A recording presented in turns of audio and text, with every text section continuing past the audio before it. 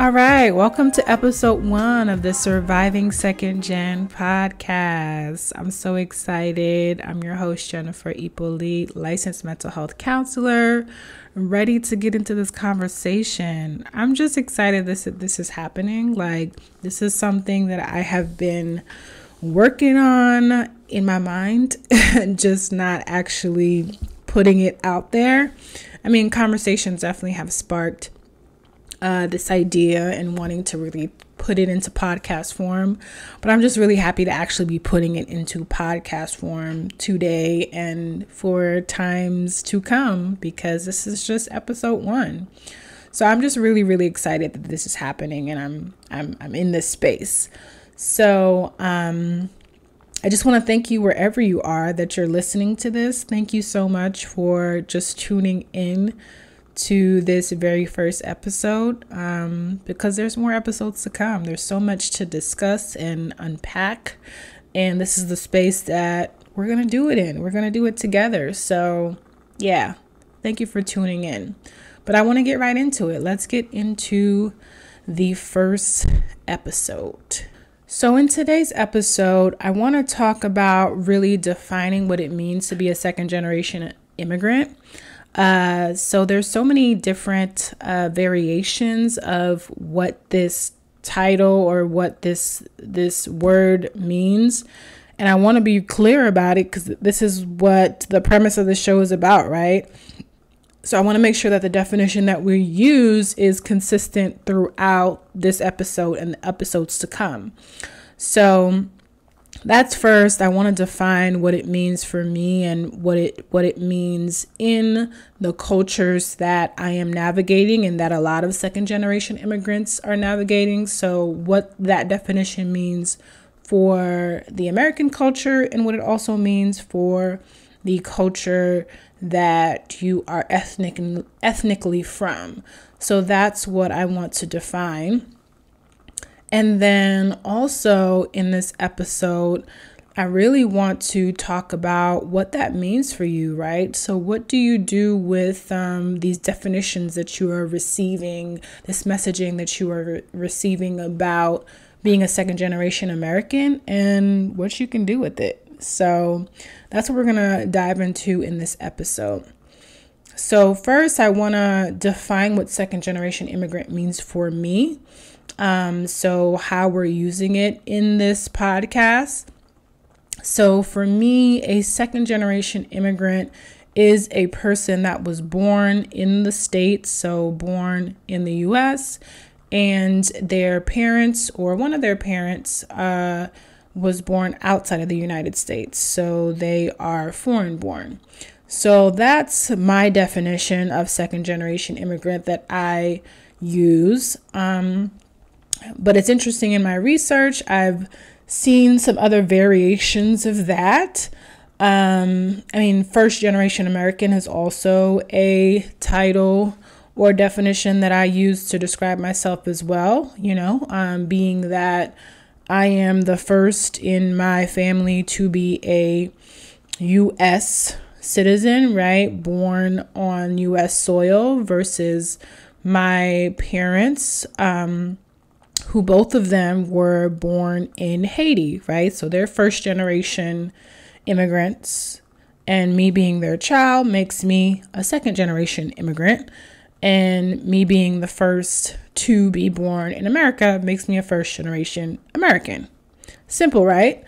Well, not that simple for some. And honestly, I really didn't dive into these definitions until maybe I was 20. I kind of knew exactly, first generation, second generation. That's how that works. Okay.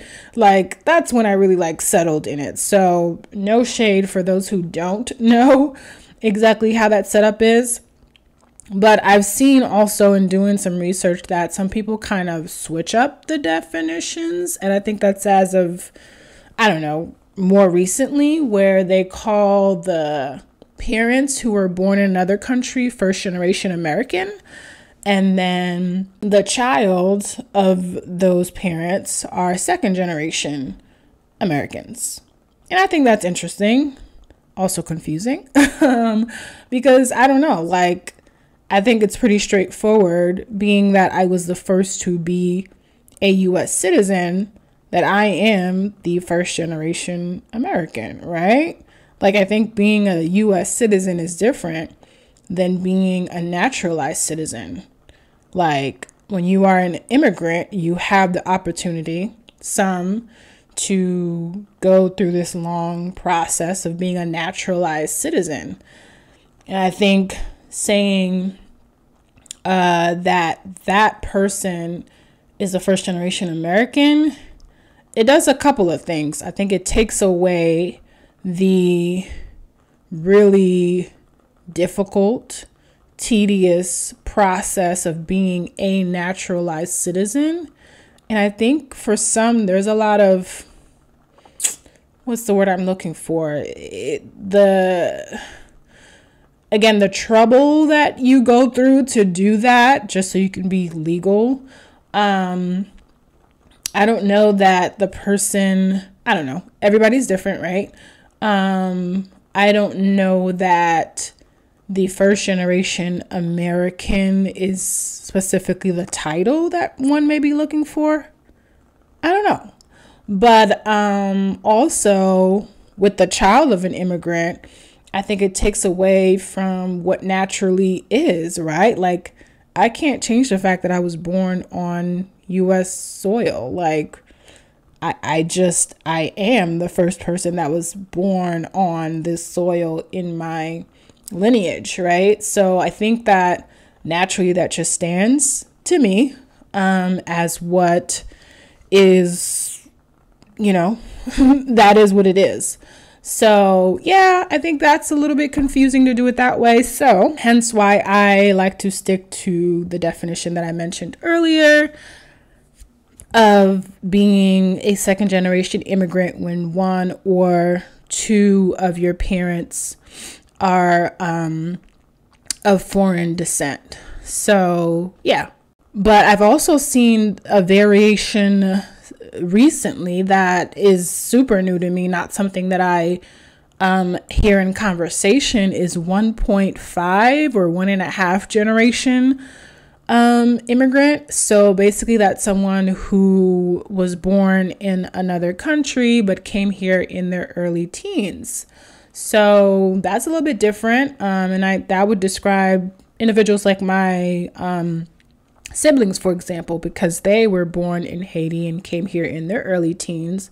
So they could identify as 1.5 generation immigrant, which I think using that variation is an important one, because I know based on the experiences that I've had personally in my household versus other immigrant families that I've seen, there's definitely a difference in individuals that have immigrated to the country in their adult age versus those who came in their teen years versus those who came in childhood. Like, there's differences in that. There's differences in their experiences in the American culture. There's differences in how they relate to their native culture. So I think that designation is an interesting one. I think it's something that we can definitely, talk about more, because that in itself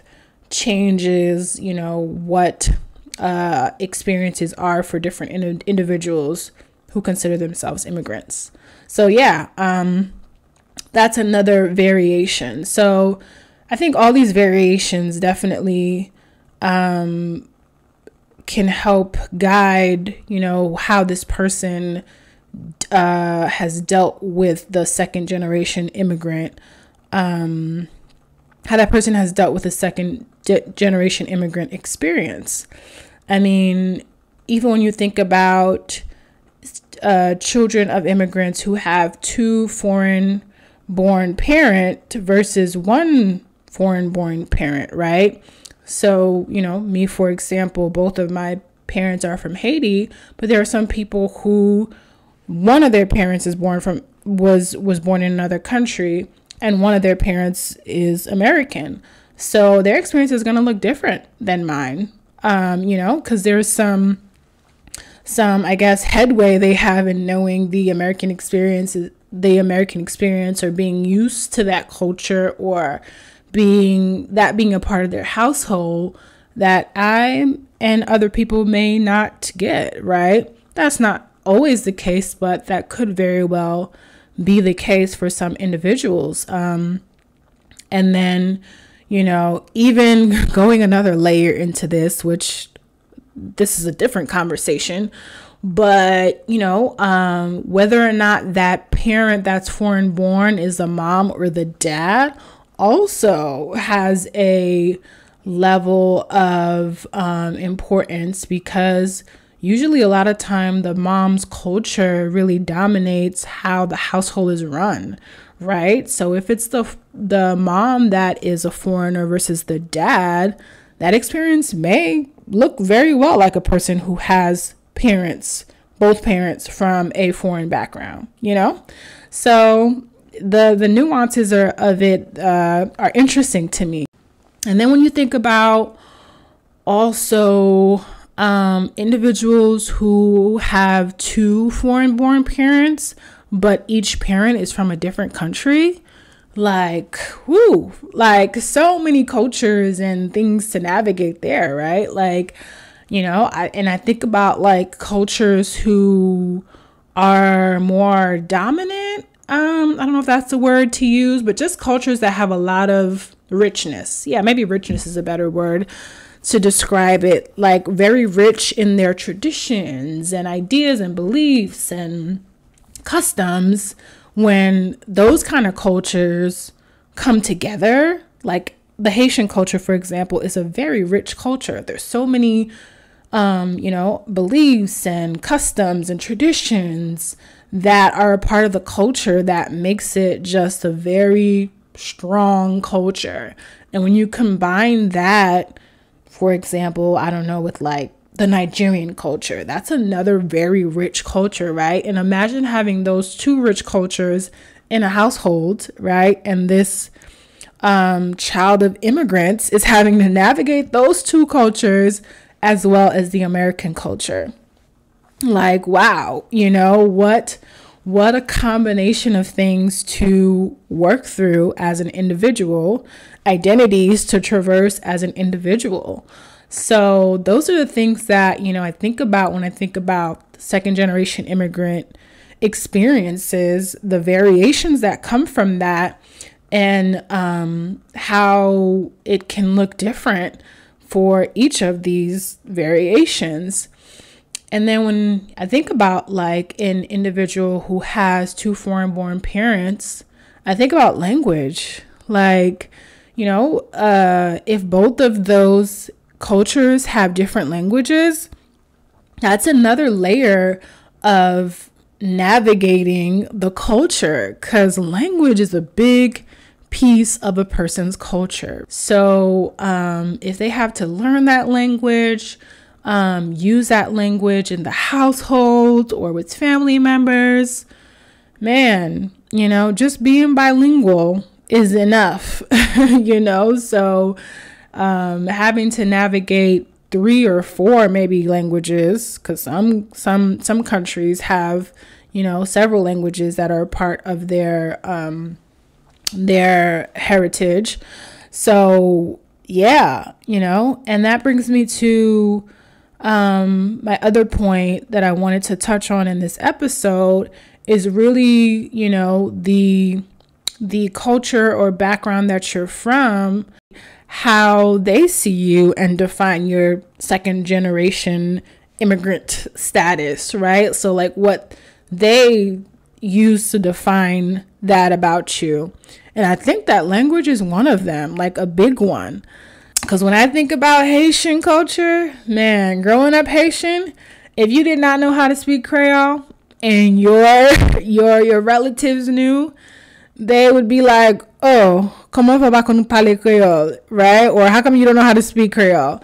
And it was just like shade, because it was just like, how are you, Haitian? Because they feel like, and that's another thing that they feel like you're very much Haitian, right? If both of your parents are Haitian, both of them are foreign born, then that's what you are. So for them, it's like, how are you this ethnicity and you don't know the language?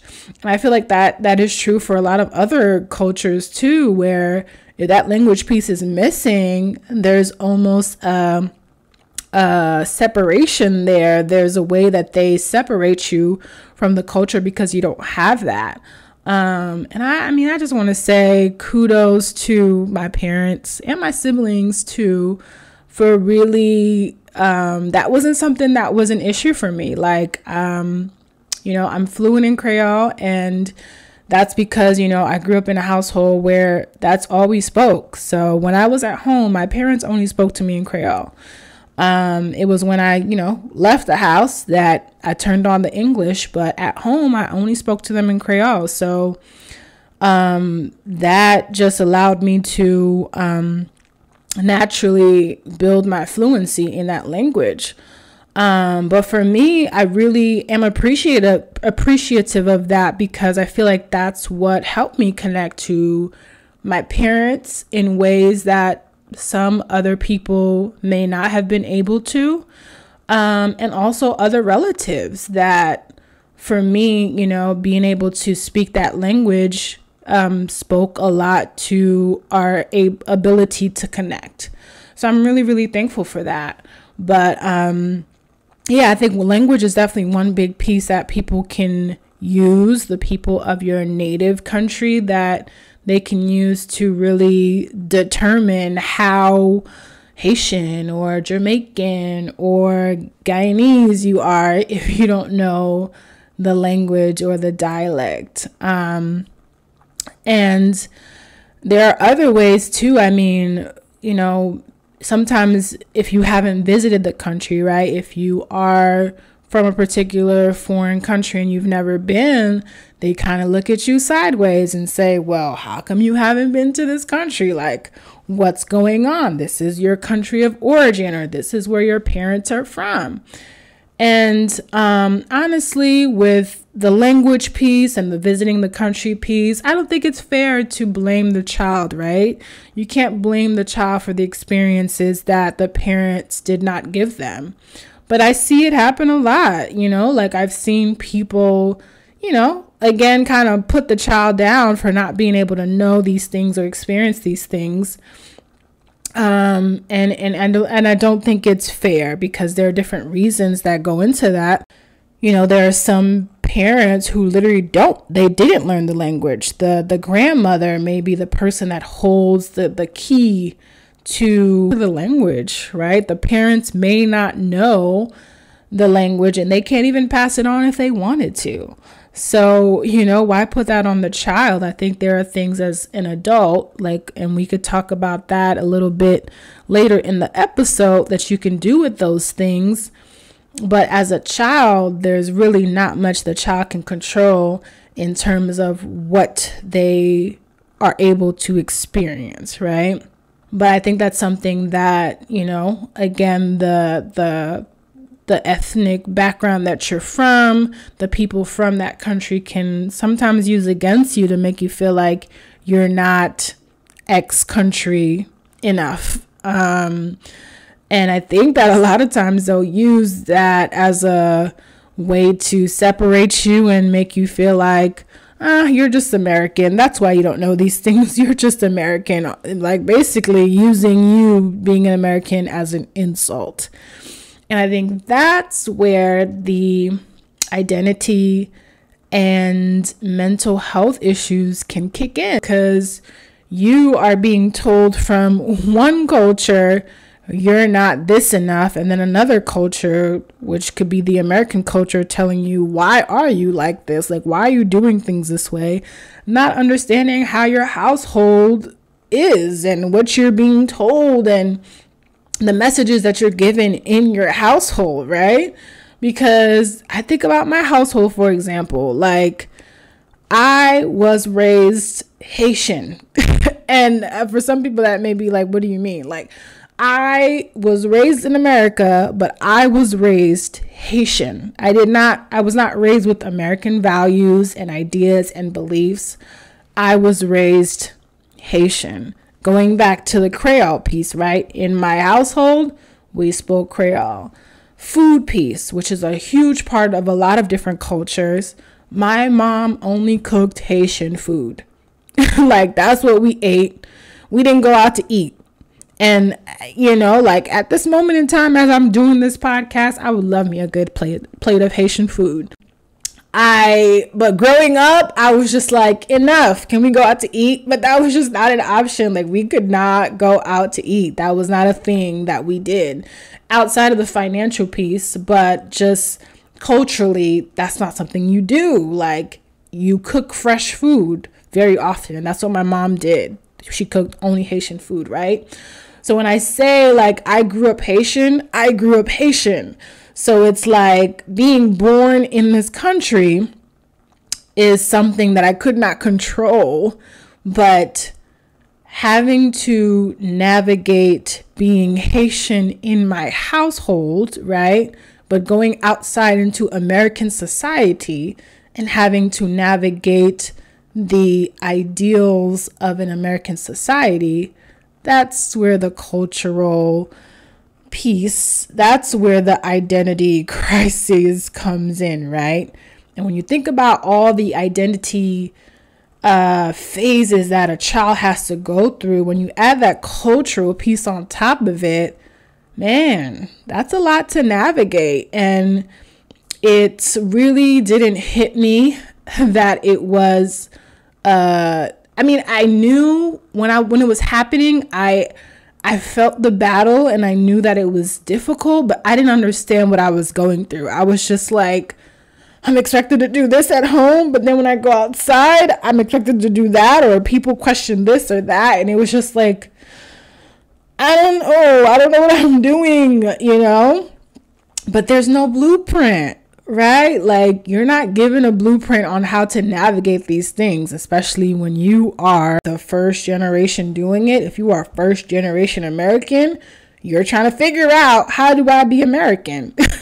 What is American? Because I'm being told I'm Haitian. And I know I'm Haitian. Right? That's what runs through my blood. That's what I am. But at the same time, I'm in a society where I'm not Haitian. So there's so many nuances to navigating that, and so much that impacts your mental health when you are navigating those things. But that brings me back to the last point that I want to talk about is really, what do you do with these messages that you receive, about your identity and how you're supposed to show up in these cultural spaces? Because again, as a child, there's a lot that you can't control. Some of it is really just out of your hands. You're just taking what you can get. But when you get to be an adult, there's a lot more in your control. There's a lot more that you can do to make that identity yours and make it make sense for you. And that's really the goal of having these conversations, is to really look back into the messages that you have received and think about it now as an adult, what those messages mean to you and what you want to do with them. Because there are some things that messages that you receive or things that you were told from the culture where your parents are from that I think have value, right? I mean, as I was saying before, sometimes they use it as a put down, like, oh, how come you don't know this? And you may get triggered by that. And I want you to really process, why you are triggered by that, right? So if they tell you, how come you don't know the language? Like, what's going on with that? And you feel some type of way about it. Why do you feel some type of way? Because there may be, I do feel like there is some validity, or not validity, but there is something to take from them saying those things, right? Because they are the people of the country. They are the people of that culture. So there are things for them that resonate and makes them feel like this is what makes them them. So I think there's value in taking that and understanding what that means for you, because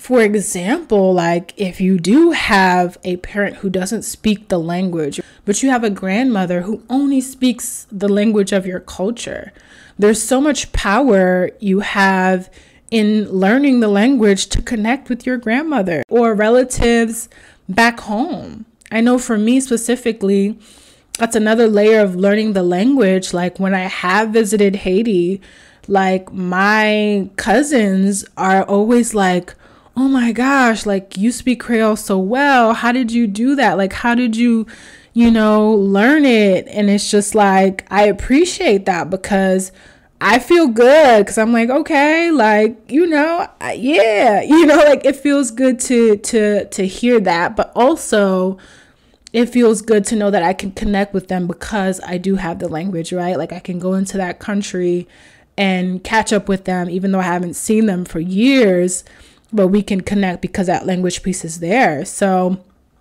I think that's how you take that criticism, I guess, and use it for you to figure out, is there something that you can do to really make it make sense for you, or you want your identity to look for you, even with like visiting, the country that your parents are from. You may have not been able to do that as a child, but do you have the opportunity as an adult to go at least once and see what the country's about and connect with people? Will that make you feel more connected to the country? If it does, why not make that trip and allow yourself to be exposed to the culture in a way that you may not have been exposed to it growing up? So I think those are the things that you can decide for yourself really is the piece that helps you connect to your culture, that makes sense for you, that makes it really salient in your life, that speaks to your soul. Because as we talked about already, and we will talk about in other episodes, there's a lot of mental health impacts that come with trying to navigate two or more cultures at the same time in adolescence. And it's when you take a look back at it, you can decide, it's when you take a look back at it, you can really think about and process how that's affected you, and how that's affected you in the past and currently affects you in your adulthood, but also decide how you want that to look for you in the future. So there's opportunity to look forward, to think about, well, based on what I was given, there's only so much I could have done. But now with the resources that I have, because there's so many more resources now, you can decide how you want that identity to look for you in the future. So if it's language, if it's cooking a certain type of meal, if it's visiting your home country, whatever it is that resonates with you, you can tap into that and make your cultural identity make sense for you. So this is what Surviving Second Gen podcast is about.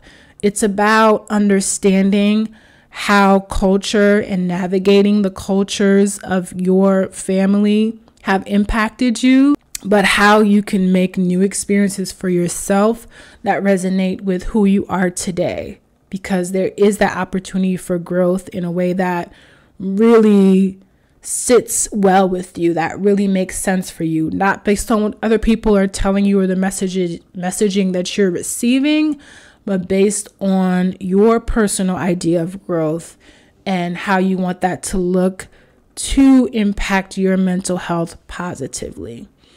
So, thank you all for listening to the very first episode of the Surviving Second Gen podcast. We have so much more to talk about, but this is just a little taste of the things that I really want people to process and really be able to bring to the forefront so we can have honest conversations about these and get to a place where we feel good in navigating any space that we go to, because we feel good in who we are and how we identify. So thank you again for tuning into this episode.